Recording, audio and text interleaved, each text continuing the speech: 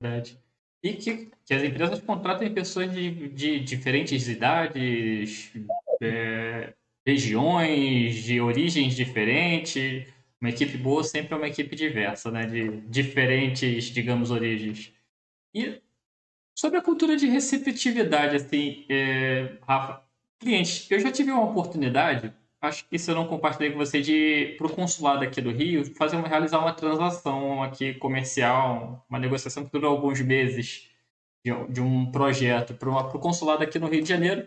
E, assim, há dois projetos de conteúdo.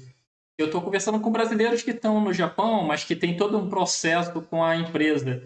Como é a cultura, assim, a recepção desse cliente, de diferenças do cliente brasileiro, talvez para o cliente japonês? Um ponto que eu percebi, assim, nesses pontualmente, né? Que é mais assertivo, é mais, digamos, burocrático, talvez, mais correto, digamos, mais justo ali no que tem que ser feito. Até aprendi uma palavra em japonês, mas nem vou falar aqui, nem vou me arriscar para negociar. Aprendi algumas coisas que eu dei bastante o cliente. Mas para você, como é essa receptividade e as diferenças para o cliente brasileiro? Você fala o cliente japonês, né? Com o Isso, cliente o brasileiro. cliente brasileiro. Tem bastante, cara. Por mais que a gente tá lidando com pessoas, né? Tem a questão cultural é muito forte. E é muito diferente mesmo.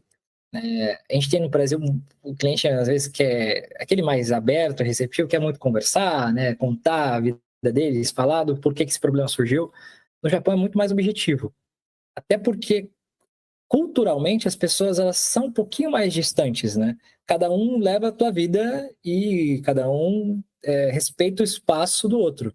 Aí você tá andando na rua, as pessoas não vão te olhar, não vão te cumprimentar. Você fala, a galera é mal educada. Não, na verdade eles estão tentando ser educados, por não, porque na visão deles, se eles te cumprimentarem e te pararem, ali eles vão estar te atrasando, eles vão estar gerando um desconforto. Então tem essa questão deles serem mais objetivos, né? E culturalmente, assim, é mais difícil criar uma conexão com o japonês. Ele sabe o que ele quer normalmente, tá? Ele tem uma necessidade, ele sabe o que ele quer, ele já vem pronto para te perguntar sobre isso. Então, domínio técnico é muito importante para lidar com esse tipo de pessoa. Você mostrar que você sabe do que está falando, que você conhece o produto, e aí talvez usar recursos mais como storytelling ou que demonstrem a tua autoridade ali naquele assunto, vai te ajudar a gerar mais credibilidade.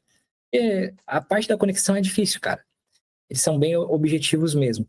E tem uma outra questão muito importante. A gente precisa, apesar de não gerar conexão, muitas pessoas dizem que o Japão é conhecido como um dos países com melhor atendimento ao público do mundo. As pessoas elas são extremamente simpáticas, educadas, nem sempre de uma forma natural, mas você não entra num mercado, você não entra num qualquer estabelecimento e vê um vendedor de cara fechada. Não, estão sempre sorrindo. E isso é real, cara. Eu já rodei o Japão por várias cidades, eu converso com a galera. Eu já vim sabendo dessa fama e quando eu vi, eu fiquei impressionado. Como eu falei, nem sempre é natural, talvez é algo mais cultural, é da cartilha ali, né? Sempre esteja sorrindo, sempre seja educado e prestativo. Então, eles vêm te ajudar. Eles vão ser bastante prestativos. Então, se você não demonstrar isso, também, né? Não ser simpático, não ser prestativo. E aí, que nem eu falei, ter domínio do produto, usar algumas técnicas, você não vai conseguir vender. Mas tem que entender que não dá para ficar de lenga-lenga, não dá para ficar falando sobre coisa pessoal. A gente usa, né? Para criar rapport, a gente conta uma coisa nossa mais pessoal, às vezes o cliente conta, mas no Japão vai ser difícil usar esse recurso. Interessante, interessante. E, bom, é importante sempre quem está pensando em mudar de país, né, estudar bem a cultura do cliente, entender a receptividade, não pensar que o que as técnicas que tem já é o suficiente, né? Exato. Precisa se adaptar, né? Precisa entender o ambiente que está envolvido. Isso no Brasil, se eu vou vender em Pernambuco, é uma cultura, em São Paulo é outra, no Rio é Sim, outra, sim. no Sul, enfim. Não importa se é no Brasil ou qualquer outro lugar do mundo, você tem que se adaptar às pessoas. Que bom que a gente é um país que consegue se adaptar, né? Aqui dentro do nosso país a gente já entende um pouquinho dessa de necessidade de adaptação, que é legal pelas culturas diferentes, pelo tamanho, né? E eu queria.